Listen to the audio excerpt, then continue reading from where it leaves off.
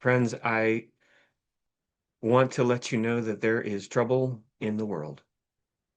There is, honestly, without hyperbole, an invasion happening in our country. Our focus this morning, my theme is about finding small sanctuaries. I worded it very gently with our children about finding little happies.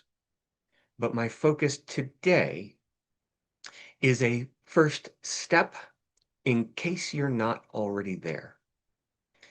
I need us all to be grounded, to know to know where we will go to find the resilience to face what is needed of us today. So when I went to Minneapolis to participate with my colleagues in a protest against ICE and their presence in Minneapolis, one of the things our colleagues asked of me and of all of us who were showing up is to be clear in being able to answer the question, why are you responding to this call? There is much about which I am angry. There is much about which I am more than angry.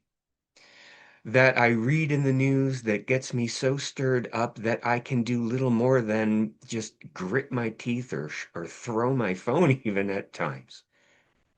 Injustices, cruelties, suffering, wounds that are being perpetrated against the vulnerable, against our society as a whole, and people not seeing it. And I think of that question that the conveners of our gathering asked of us. Are you grounded as you come into this? Why are you answering this call? Toward that end, I want to reflect for a moment about a different event that's happening, about monks, Buddhist monks, who began a march from Texas and are by now in North Carolina, I believe, and will be going up through Virginia. I have family in Virginia, and I'm encouraging them to notice these monks as they pass on their way up by February to um, Washington, D.C. These monks have this message of peace that they are bringing. They have a very specific message. They're asking a particular ask for recognizing uh, the sacred holiday of Buddha's birthday, I think it is. But more than that, they're asking for peace, for some of the depth of Buddhism that brings not just an end to injustices and to clashing, but actual peace among us. The message of finding a little happy, like we had in the book, the message of finding your own peace, is not what they're asking us for as these monks march across the country. They have their own peace. They have something of an inner sanctuary, their own calm that they have built. They've spent time. They know why they are answering their call to march across the country.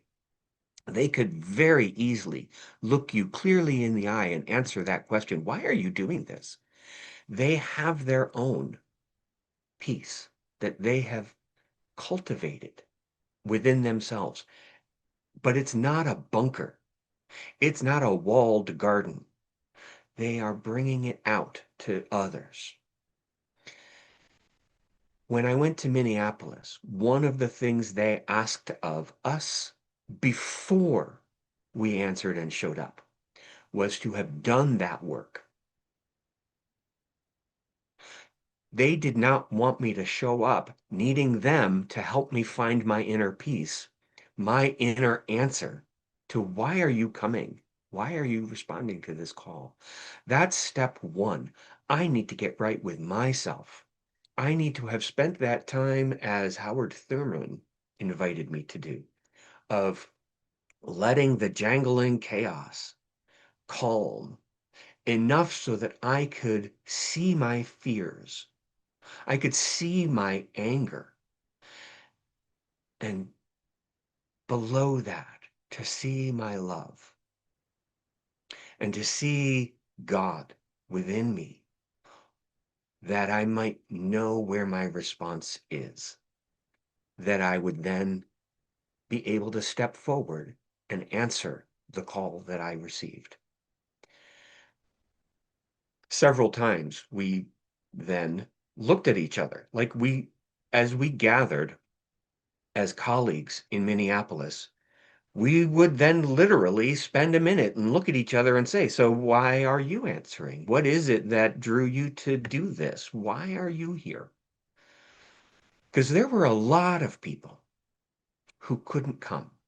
This was a call that came out on a Friday, and we all showed up Wednesday night.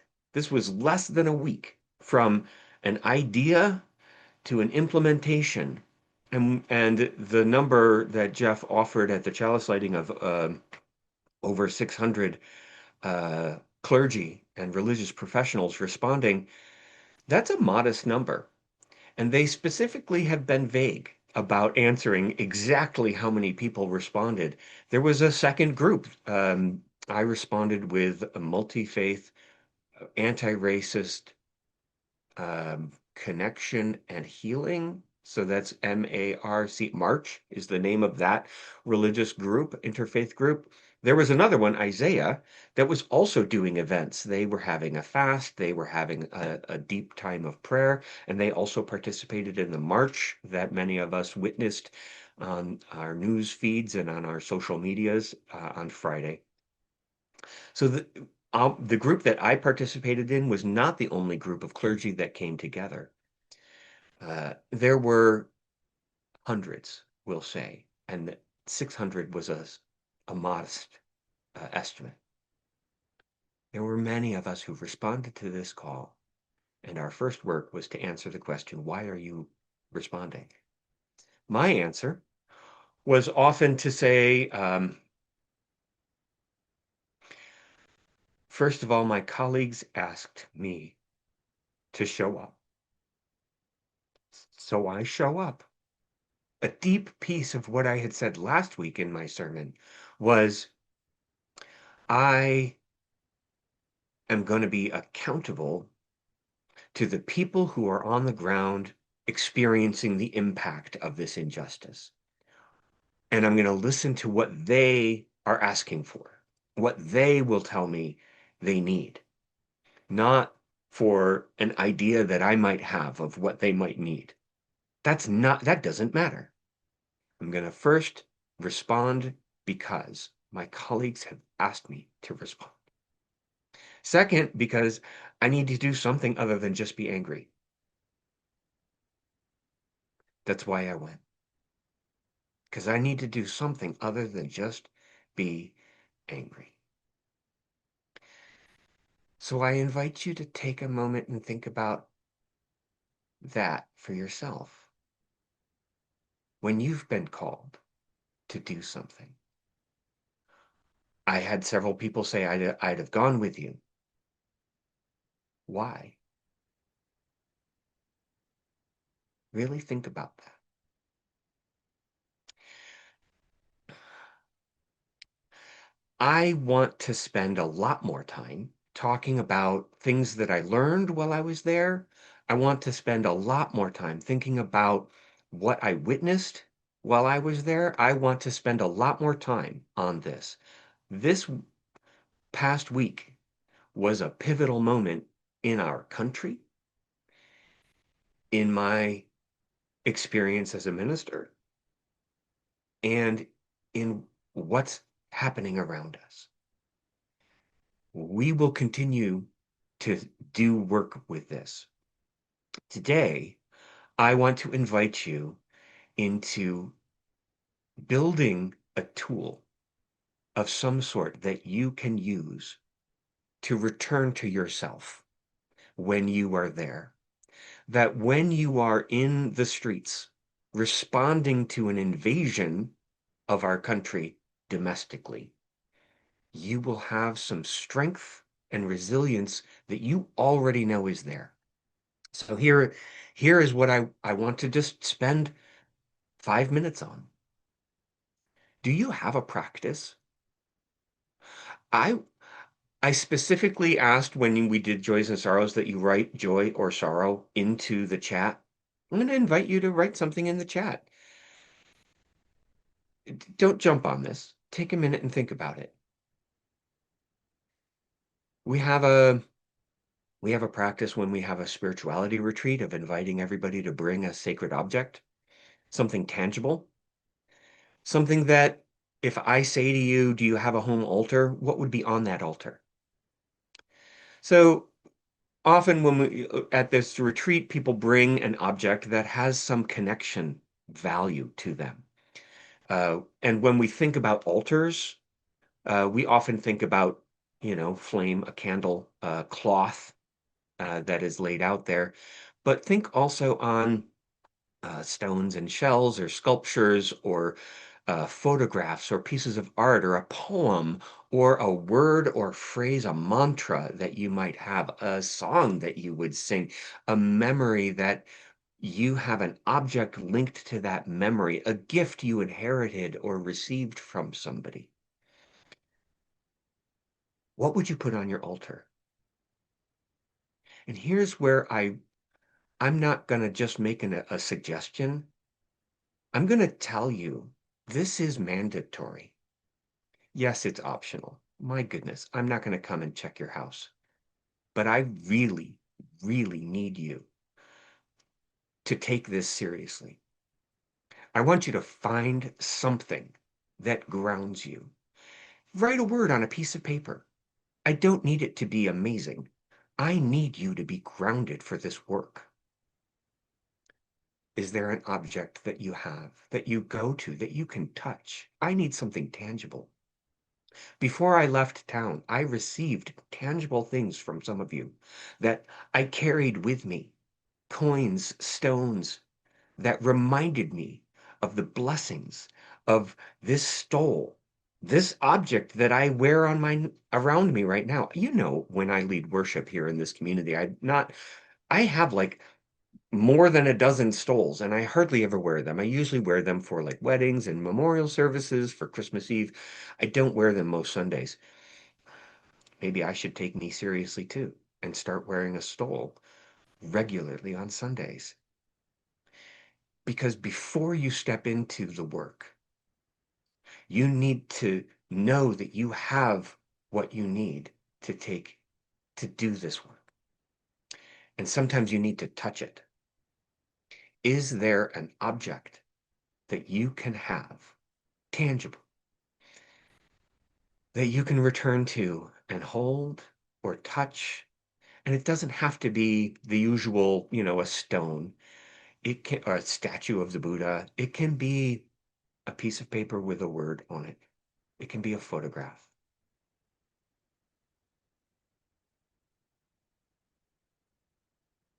I also remind you of Zen gardens, um, thinking about these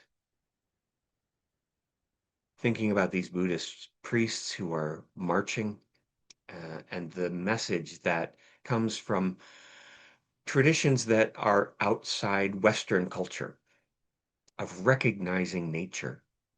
In our story from Marilyn Coleman, it was out in nature that the characters found their place, their little happy, their resilience. In Zen gardening, it is a dynamicness of nature that they reveal in the garden, not the cultured, manicured lines that come from an English garden, but the swirls and the balance in dynamic that comes from a Zen garden. I want that in your heart. I want that to be a piece that is available to you. not something static, but something dynamic and able to keep rolling as the world around you is roiling. Friends, we are in need of deep work. This is not just something that's happening in Minneapolis. What's happening is going to be happening in many other places. ICE is here in Binghamton. We need to be skillful in responding to ICE and to maintaining our safety together and the integrity of our community. To do that, I need you to take this seriously. Ground yourself. Find that object. Build an altar. I really need you to build a home altar for yourself, that you have this, that you are able to bring out to the people who need this, to our space, our community, all of those who are vulnerable and in need. Blessings upon all of you. Blessings upon all of those who responded in St. Paul and Minneapolis. Blessings upon all those who have been wounded, spiritually, emotionally, but goodness, physically. Blessing upon those who have been killed, standing up for truth and right and for the vulnerable. And blessings upon you and your heart and all that you see. You also need to do more than just be angry. I need you grounded. Let us go forth. Let us go forth strong. Let us go forth together. Blessings upon all of you in a world without end. May it be so.